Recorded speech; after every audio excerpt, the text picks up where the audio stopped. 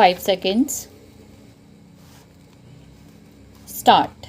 As President of India and in my capacity as a public man, I have taken part in many public functions, addressed innumerable gatherings, and inaugurated many a memorial. But I should not hesitate to confess that I am so intimately connected with the memorial to inaugurate which you have invited me today, and also with the young man in whose memory it is being raised, that I am finding it hard to suppress my emotions without taking into consideration the experience and age of those who participated in the 1942 movement in Bihar.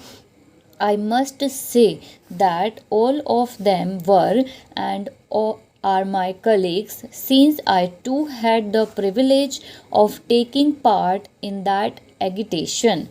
Some of us got an opportunity of working among the people, while some were arrested at the very start of the movement, so that their activities remained confined within the four walls of prisons. But some of us whose patriotic fervor raised them above the distinction between life and death became targets for bullets during the very first phase of the agitation, and thus died a hero's death. You will agree with me that these persons must be assigned the foremost place among those who have made sacrifices for the cause of the country.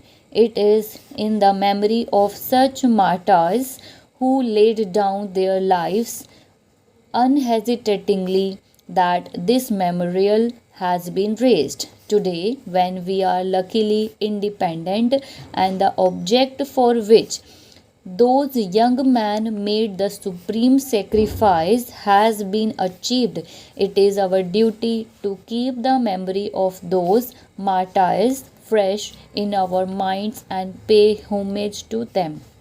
Their courage and selfless love of the country will ever remain a source of inspiration for the people of free India.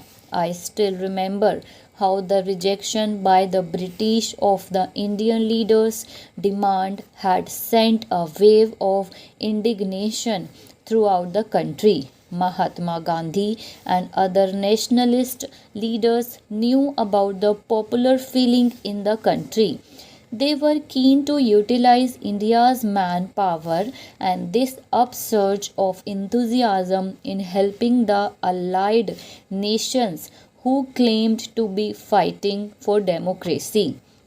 It was possible only if India were declared a free country, or at least her right to freedom accepted in principle. Unfortunately, the government of the United Kingdom failed to rise to the occasion.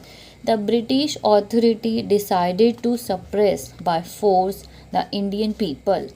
When I review the history of the 50 years, I feel proud of the part that Bihar has played in the country's struggle for freedom. This feeling of pride is not based merely on the fact that I too happen to belong to this state. This real reason for it is that I have been personally familiar with Bihar's public life and its movements during this half a century.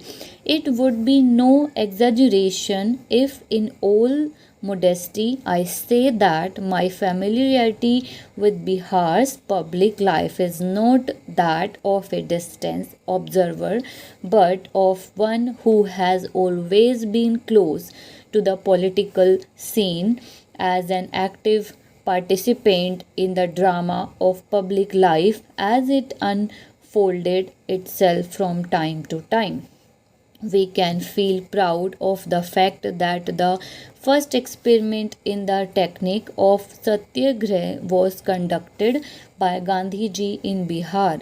To all the subsequent movements and agitations, Bihar made its appropriate contribution.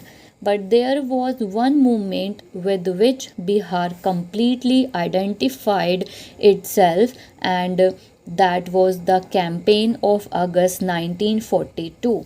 As far as I know, and my information in this regard is fairly adequate in our whole history of the freedom.